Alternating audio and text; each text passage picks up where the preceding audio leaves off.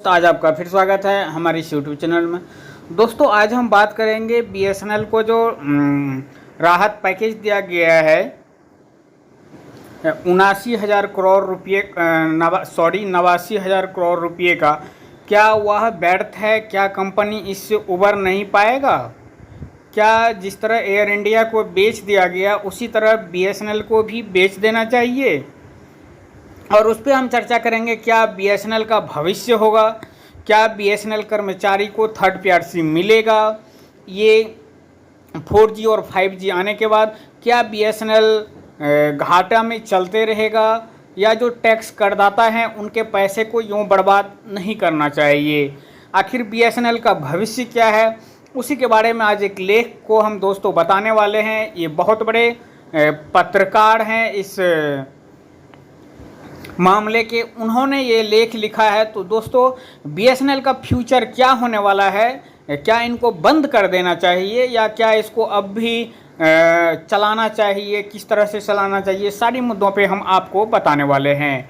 Air India को सफ़ेद हाथी कहा गया था क्योंकि वह लगातार हजारों करोड़ रुपए का घाटा उठा रही थी। लंबे समय से बीमार यह पीएसयू सालाना $1 अरब की दर से करदाताओं का पैसा उड़ा रहा था। इसे राष्ट्रीय वाहक कहा जाता था, शायद इसलिए कि राष्ट्र ने इसे ढोया। यदि एयर इंडिया एक सफ़ेद हाथी था तो बीएसएनएल एक अत्याचारी रैक्स है। तो दोस्तों आप देख सकते हैं ये लेखक महोदय किस तरह से बीएसएनएल के बारे में अपनी धारणा रखते हैं। आप समझ सकते हैं कि बीएसएनएल को एक अत्याचारी रैक्स बोलते हैं क्योंकि यह करदाता को क्रूर तरीके से परेशान कर रहा है। तो दोस्तों बीएसएनएल करदाता को परेशान कर रहा है। आप देख सकते हैं ये लिखने वाले किस तरह से हैं। इसने पहले ही 3 पुनरुद्धार पैकेज में 3,22,000 करोड़ रुपये हड़प लिए हैं। नवीनतम अकेले सरकारी खजाने पर 89,000 करोड़ रुपये खर्च किए।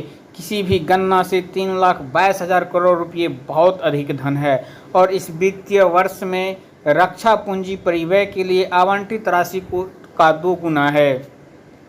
तीसरे पैकेज में इक्विटी इन्फ्यूजन के जरिए बीएसएनएल के लिए 4G 5G स्पेक्ट्रम का आवंटन शामिल है। सरकार ने निर्णय लिया एक महत्वपूर्ण कदम कहा जो बीएसएनएल को एक स्थिर दूरसंचार सेवा प्रदाता के रूप में उभरने में मदद करेगा जो दूरस्थ भागों को कनेक्टिविटी प्रदान करने पर केंद्रित है। विडंबना यह है कि बीएसएनएल सिर्फ ऑपरेटिंग प्रॉफिट ही रिपोर्ट करता है। तो दोस्तों बीएसएनएल सिर्फ ऑपरेटिंग प्रॉफिट ही कमा रहा है। 2020-21 में 1,177 करोड़ रुपये, 21-22 में 944 करोड़ रुपये और 22-23 में 1,559 करोड़ रुपये। इसी क्षेत्र में निजी कंपनी एयरटेल ने पिछले वित्त वर्ष में 1,269 करोड़ रुपये का शुद्ध लाभ कमाया था। वहीं हम बात करें तीसरा 89,000 करोड़ रुपये का पुनरुद्धार पैकेज बीएसएनएल को पैन इंडिया 4G और 5G सेवाएं विभिन्न कनेक्टिविटी परियोजनाओं के तहत ग्रामीण और अनछुए गांवों में 4G coverage, high speed internet और CPN के लिए फिक्स्ड वायरलेस एक्सेस की सेवाएं प्रदान में सक्षम करेगा। यह सब सुनने में बड़ा सुकून देने वाला लगता है। तो दोस्तों ये सब बातें बड़ी सुकून देने वाला लगता है, लेकिन असलियत में कुछ और होता है। लेकिन आइए पहले के सरकारी दावों की पड़ताल करते हैं। अक्टूबर 2019 में 69,000 करोड़ रुपये की पैकेज की मंजूरी देते हुए सरकार ने बीएसएनएल की ग्रामीण और दूर दराज के क्षेत्रों सहित पूरे देश में अपने मजबूत दूरसंचार नेटवर्क के माध्यम से विश्वसनीय और गुणवत्तापूर्ण सेवाओं के बारे में आशा व्यक्त की थी। क्या ऐसा हुआ? तो दोस्तों पहले जो 69,000 रुपये का पैकेज दिया गया था 2019 में, क्या उसके बाद बीएसएनएल की स्थिति उभरी? नहीं, बीएसएनएल की स्थिति नहीं उभरी, बल्कि फिर से उनको पुनरुद्धार पैकेज दिया गया, रिवाइवल पैकेज दिया गया। नहीं, इसके बजाय उसने अधिक धन की मांग की और सरकार ने जुलाई 2022 में 1.6 लाख करोड़ रुपये के साथ बाध्य किया। तो दोस्तों 2019 में दिया गया, बोला गया कि कंपनी प्रॉफिट करेगा, लेकिन फिर उनको 2022 में 1,64,000 करोड़ रुपये के साथ बात किया। एक आधिकारिक बयान में कहा गया है, उम्मीद है कि इस पुनरुद्धार योजना के कार्यान्वयन के साथ बीएसएनएल का कायाकल्प होगा, वित्त वर्ष 26-27 में लाभ अर्जित करेगा। तो दोस्तों बीएसएनएल मिनिस्टर बोल रहे हैं 26-27 में बीएसएनएल लाभ करेगा। इस बार भी ऐसे ही वादे किए गए हैं, सरकार ने फिर बीएसएनएल को बाध्य किया है। तो दोस्तों इस बार फिर वही बात की गई है कि बीएसएनएल प्रॉफिट में आएगा, लेकिन ऐसा लगता नहीं है कि कुछ होने वाला है। बीएसएनएल का पुनरुद्धार असंभव है क्योंकि यह तकनीकी रूप से पिछड़ा हुआ है।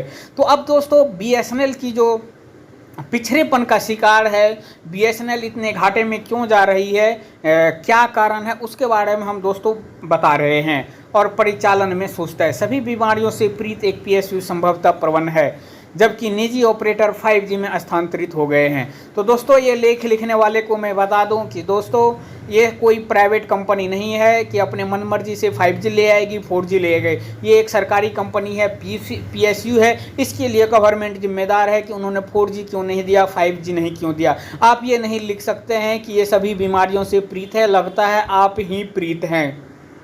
इसीलिए बीएसएनएल के प्रति आप ऐसा नज़रिया रखते हैं, आपको ऐसा नहीं लिखना चाहिए। बीएसएनएल जो इतनी कमज़ोर कंपनी बन चुकी है, इतनी डूबी हुई कंपनी बन चुकी है, इसका जिम्मेदार सरकार है। आप किसी बीएसएनएल को, पीएसयू को नहीं दे सकते हैं क्योंकि सरकार बीएसएनएल चलाती है। बीएसएनएल पूरी तरह से 5G नहीं जा सका है तो इसका दोषी सरकार है। वाणिज्य मंत्री पीयूष गोयल का कहना है बीएसएनएल जल्द ही पूरी तरह 5G हो जाएगा। तो दोस्तों वाणिज्य मंत्री जी हैं, उन्होंने भी कहा है कि जल्द ही 5G। अन्य सार्वजनिक उपक्रमों की तरह बीएसएनएल भी सामान्य समस्याओं से पीड़ित है। तो दोस्तों सबसे बड़ी पीड़ित बीएसएनएल क्यों है, क्यों घाटे में जा रही है, 5G क्यों नहीं मिला, 4G क्यों नहीं मिला, इसका सबसे मेन कारण है राजनेताओं। जी हाँ दोस्तों, राजनेताओं, नौकरशाहों द्वारा हस्तक्षेप, लाल फीताशाही, समय लेने वाली प्रक्रियाएं, पीएसयू संस्कृति, सीएजी, सीवीसी, अदालतों का डर। इसके अलावा पैकेज आर्थिक नीति में असंगति को रेखांकित करता है। एक और सरकार प्रधानमंत्री नरेंद्र मोदी की कहावत का पालन करती है कि सरकार व्यवसायी नहीं है। यही कारण है कि एयर इंडिया को टाटा समूह को बेच दिया गया था। दूसरी ओर यह एक पीएसयू को जीवित रखने के लिए भारी रकम खर्च करता है। तो दोस्तों इसका कुछ ना कुछ कारण निश्चित है कि बीएसएनएल पे इतने रुपये खर्च क्यों किया जा रहा है। यदि वहीं दूसरा हम अदर हैंड देखें तो एयर इंडिया हुआ, इन सब समूह को बेचा जा रहा है, जबकि बीएसएनएल को साल दर साल रिवाइवल पैकेज दिया जा रहा है ताकि यह प्रॉफिट में आ सके। तो उम्मीद करते हैं दोस्तों कि अब बीएसएनएल जल्द ही प्रॉफिट में आए और जो जिसकी भी धारणा बीएसएनएल के प्रति गलत है वह अपनी धारणा ठीक कर ले।